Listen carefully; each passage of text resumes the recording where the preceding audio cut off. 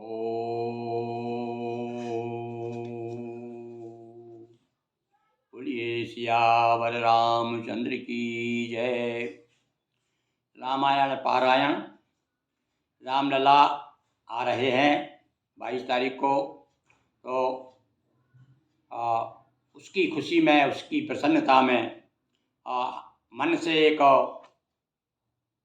उत्फुल्लता, एक पुलकता आई कि हम भी भगवान के चरणों में उनकी कथा को अर्पित करें, समर्पित करें और गुणगान करके, भगवान रामलला का गुणगान करके, उनकी कथा का गान करके अपनी वाणी को व्यक्त करें। इसलिए लगभग 2-3 दिनों से हमने रामायण पारायण, राम कथा, संपूर्ण राम कथा, यानी देखो कब तक भगवान चलाता है। निवेदन तो है भगवान हनुमान जी से, हनुमान जी महाराज कृपा करेंगे तो हम रोज़ आपको एक दो दोहा सुनाएंगे और इस प्रकार से क्रम चलता रहेगा और आप भी आनंद लेंगे और हम भी आनंद लेंगे। तो आज चौथा दिवस है, चौथा भाग सुना रहे हैं हम आज। देखिए, वंदना प्रकरण से शुरू किया है। सबसे पहले मंगलाचरण के रूप में तुलसीदास जी महाराज ने सब देवी देवताओं का वंदन किया और करते करते साधुओं का किया, ब्राह्मणों का किया और सज्जनों का करते करते आगे कहेंगे दुष्टों का भी किया उन्होंने। क्योंकि ये भी जो है दुष्ट लोग भी जो है कभी कभी कैसा उत्पात करते हैं कि हर काम में, शुभ काम में अड़ंगा डालते हैं। तो इसलिए भी उनसे भी भाई, उनसे भी मिल के चलना है। उनको भी उनकी विशेषता भी बताना और इसलिए भी बताना है कि बताना, आप बता दिया हमने आपको। इसके पहले महाराज जी ने क्या बताया, गोस्वामी जी ने, उन्होंने कहा है कि प्रयागराज में 3 नदियां हैं और वो 3 नदी, कौन सी नदी बताई है, बोले वो यमुना जो है वो विधि निषेध हो। अच्छा, क्या तो किसका निषेध करना चाहिए और किसको ग्रहण करना चाहिए। तो यहाँ पर अब तो दुष्टों का वर्णन क्यों कर रहे हैं, ताकि आपको पहचान हो जाए दुष्टों की और उनसे आप दूर रहें। इसलिए हमारे कहा है क्रूर से भी दूर रहना चाहिए। तो देखिए, फिर भी प्रणाम कर रहे हैं, ये बड़ी विनम्रता है। और विद्वान महात्मा खुद अपने आप को कह रहे हैं मैं कुछ भी नहीं हूँ। और एक कड़कड़ को वैसे तो आप, और साथ में आखिरी में क्या कह दिया उन्होंने, सिया राम में सब जग जानी, सारे संसार को ही प्रणाम किया फिर तो बाद में। अब उन्होंने कहा कौन किसको और कौन कौन, बहुत सारे लोग हैं। तो जो उनको समझ में आते गए, उनकी नज़र में आते गए, जिनने ज़्यादा परेशान किया उन्होंने साधुओं के साथ रहे, साधुओं का वर्णन किया और दुष्टों ने भी कम परेशान नहीं किया है हमारे गोस्वामी जी को। तो उन्होंने कहा बाहरी बंदी खलगन सती भाए, ये बिन काज दाहिने बाएं। पहचान बता दी भैया। दुष्ट जो खल जो हैं, और खल की क्या पहचान है भैया, उनको प्रणाम करते हुए कहते हैं इनकी पहचान ये है कि बिना कारण आपको तकलीफ देते हैं। ये इनका कोई सा लाभ नहीं है। आगे बता, बहुत अच्छा उदाहरण दिया उन्होंने। एक उदाहरण मिलेगा आपको, हम बताएंगे। आपको बताया कि ओला गिरता है, ओले गिरते हैं तो खुद तो मरता ही है वो, और साथ साथ में फसल को भी ले जाता है। देखो क्या उदाहरण ढूंढा उन्होंने, बताया। तो ऐसे ही दुष्ट लोग भी होते हैं कि काम बिगाड़े अपनो काम तो बिगाड़ते ही हैं और संसार में दूसरों को साथ में आप डूबे बामना ले डूबे जजमान, ऐसे होते हैं दुष्ट लोग।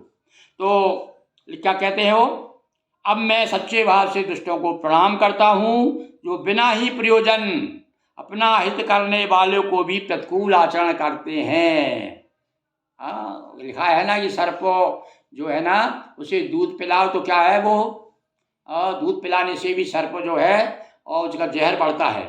तो ऐसे ही हम भले ही आपका हित चाह रहे हैं, पर आप तो यही जान रहे हैं कि ये हमारा अहित कर रहा है। यह जान करके वो आपका भी अहित करने लगते हैं। ऐसे दुष्टों को गोस्वामी जी प्रणाम करते हैं। दूसरों के हित की हानि हो जिनकी दृष्टि में लाभ है। आप उनको काय में फ़ायदा समझता, किस बात में फ़ायदा समझते हैं, वो समझते हैं कि इसका नुकसान हो जाएगा तो मुझे लाभ होगा।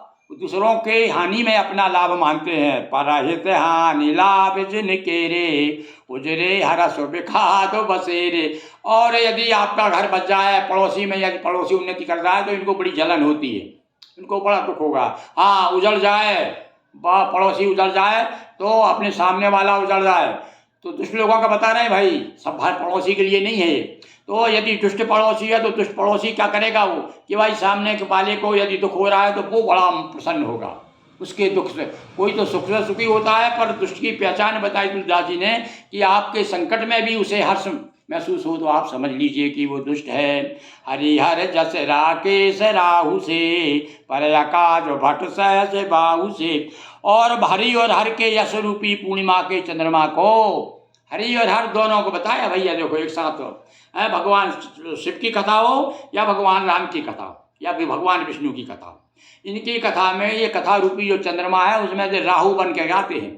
तो राहु जैसे चंद्रमा को कभी कभी तो चंद्र ग्रहण देखा आपने, तो कभी तो थोड़ा लगता है, कभी आधा लगता है, कभी कहते हैं भैया चंद्र ग्रहण अब तो पूरा पूरा चंद्र ग्रहण है, तो कभी कभी पूरा चंद्र ग्रहण। तो ऐसे कुछ दुष्ट लोग हैं जो बिना कारण जिनको कहते हैं विघ्न संतोषी, उनको संतोष कहाँ में मिलता है, तो विघ्न जब तक वो नहीं करेंगे उन्हें संतोष नहीं होगा। तो ये पर आकाश घट सहस बाहु से, और दूसरों का काम बिगाड़ने के लिए हजार भुजाएं वाले हो जाते हैं। यानी कहने का मतलब हर दृष्टि हर तरह से किसी भी तरह से इनका काम बिगड़ना चाहिए। सहस बाहु का उपाधि दे दी से, इनकी हजार भुजाओं से काम करते हैं इस समय, जबकि अच्छा ही करना चाहिए हजार भुजाओं से, पर ये क्या करते हैं, हजार भुजाओं से दूसरों का काम बिगाड़ते हैं, यानी पूरी पूरी कोशिश कर देते हैं। जे पर दोष लकई सहसा की, परहित घृत जिनके मन माखी। देखिए, और एक एक बात न जाने कहाँ से लिखते समय उनके मन में आ गई। और घी में मक्खी का काम करते हैं जे हैं, और ये दुष्ट लोगों मक्खी के घी में गिरकर उसे खराब कर देती है, स्वयं मर जाती है। और आगे और भी दिया आगे, तेज किसान रोष मई शेषा, अगय गुण धन धनी धनेशा। जो दूसरों को जलाने वाले ताप अग्नि क्रोध में यमराज के समान है। महिषेषा कहा, महिष्यान होता है भैंस पे बूदे पे बैठने वाले यमराज होते ना, तो उनके लिए तो ये यमराज के समान है दूसरों को जलाने के लिए।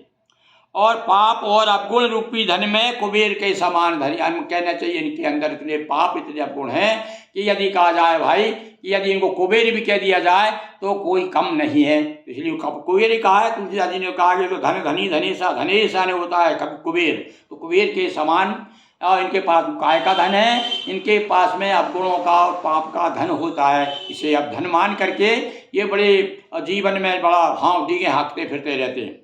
उदय केतु समहित सब ही के, कुंभकर्ण सम सोबत नीके। भैया इन दुष्टों से कह रहे हैं इनका तो सोना ही अच्छा है, इनका उदय होना ठीक नहीं। जैसे केतु का उदय हो जाता ना तो क्या होता है, उपद्रव होते हैं, और इनका तो कुंभकर्ण की तरह सोते रहे तो इसमें भलाई है। तो पहचान बता रहे हैं कि कुछ दुष्ट लोग कैसे होते हैं। और पर्या काज लग तन पर हरी, जिमी उपल कसी दल करी। यहाँ उदाहरण आ गया भैया ओले का जो मैं बता रहा था। ये दूसरा का काम बिगाड़ने में कितने तत्पर होते हैं। जिस प्रकार से एकदम ओला गिरता है और फसल को भी नष्ट कर देता है, उसी प्रकार से ये भी दूसरों के काम को बिगाड़ने में ओले का काम करते हैं। खुद तो मरेंगे ही और वही दूसरों को भी साथ ले जाएंगे। बंदों खल जस शेष सरोसा, सहस बदन भरन पर दोषा। अब मैं हजार मुख शेष वाले समझकर अब इनको मैं दुष्टों को शेष जी के समान समझकर प्रणाम करता हूँ। अब इनको शेषनाग बता दिया, अभी शेष बाहु बताया था, पर अब शेषनाग को क्या मान करके प्रणाम कर रहा हूँ। ये शेषनाग को करते ना, तो ऐसे इनको भैया ये भी शेषनाग जैसे हैं। अब इनके पास भैया क्या है शेषनाग, तो कहते हैं ये दोषों के हजार मुखों से बड़ों के रोष के साथ वर्णन करते हैं।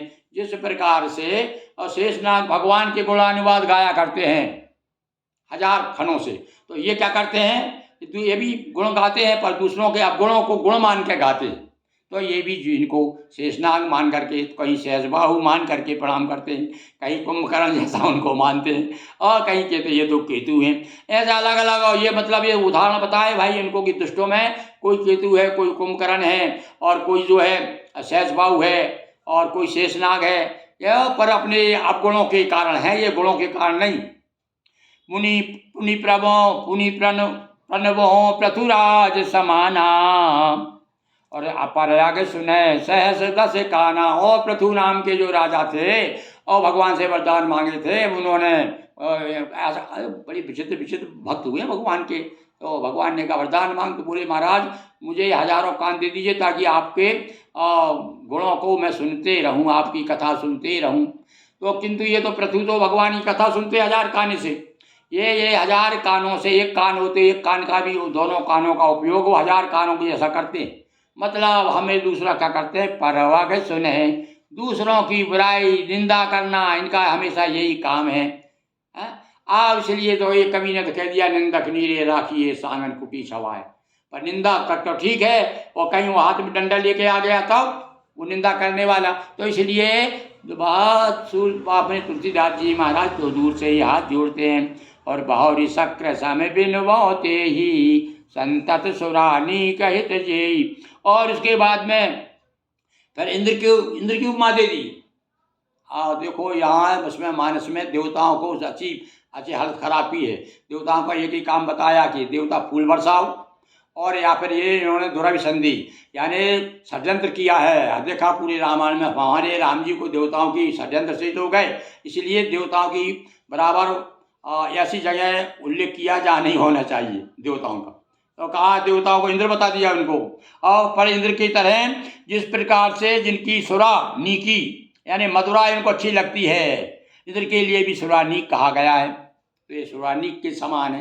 सुरानीक कहा है यानी सुरों का अनीक, अनीकानी इधर दो अर्थ होते हैं भाई। इसको देखो बहुत बड़े कवि भी थे भाई ये, तो इन्होंने क्या है, कहीं श्लेष है तो कहीं यमक है, और ऐसे अलग अलग श्रृंगारों का वर्णन किया है, अलंकारों का वर्णन किया कि हम कह नहीं सकते। देखिए यहाँ सुरानीक का प्रयोग देखिए, सुरानीक के दो अर्थ है यहाँ पर श्लेष अलंकार है। सुरो धन अनीक, जिसके साथ में देवताओं की सेना है, तो वो कौन हुआ, सुरानीक यानी इंद्र हो गया। और सुरानीक, सुर को अलग कर दीजिए और नीक अलग, तो सुरा जिसे शराब अच्छी लगती है, ऐसे ये भी सुरानीक है। मतलब इनके पास में काय की सेना है, इनके पास में बोतलों की सेना है। ये सुरा है इनके पास, उनके पास में सुर है। और सुरा को कैसा सुर मिलाया दोनों का। तो धन्य धन्य है हमारे गोस्वामी जी। तो कहते हैं भैया ऐसे दुष्टों को मैं प्रणाम करता हूँ, बचन वज्र जय सदा प्यारा। वो इंद्र का उपमा दे दी। तो इंद्र की विशेषता क्या है कि वो वज्र घुमाते रहते हैं, बड़ा घमंड है उनको। वो देखा ही था आपने, ब्रज के 7 दिन तक तो कितना परेशान किया था ब्रजवासियों को इंद्र ने। तो ये उपमा दी, फिर याद आ गया, अरे इनका भी ये भी इंद्र ही है पूरे इंद्र की तरह।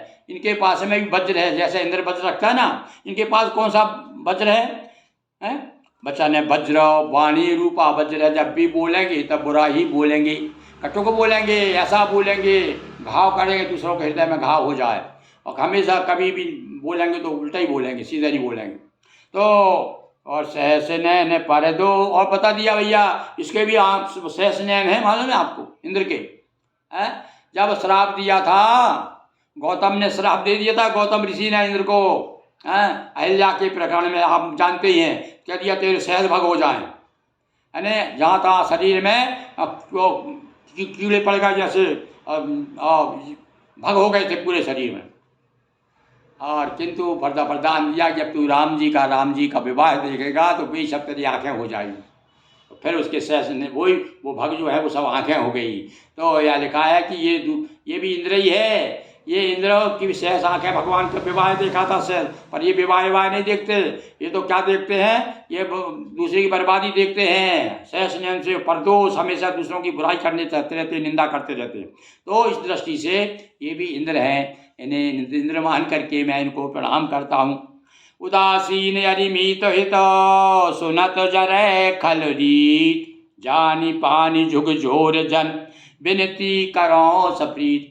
और देखो अब ये एक विशेष पहचान है भाई साधु की। सप्रीत कहा है यानी इनके प्रति भी प्रेम है, यानी दुर्भाव से नहीं, ये तो उनके विशेष गुण बता दिए। तो ऐसे है दुष्ट लोग, पर इनसे भैया दूर ही रहना चाहिए। पर इनके प्रति कोई हमारे घृणा नहीं, कोई हमारे उनके प्रति दुर्भाव नहीं।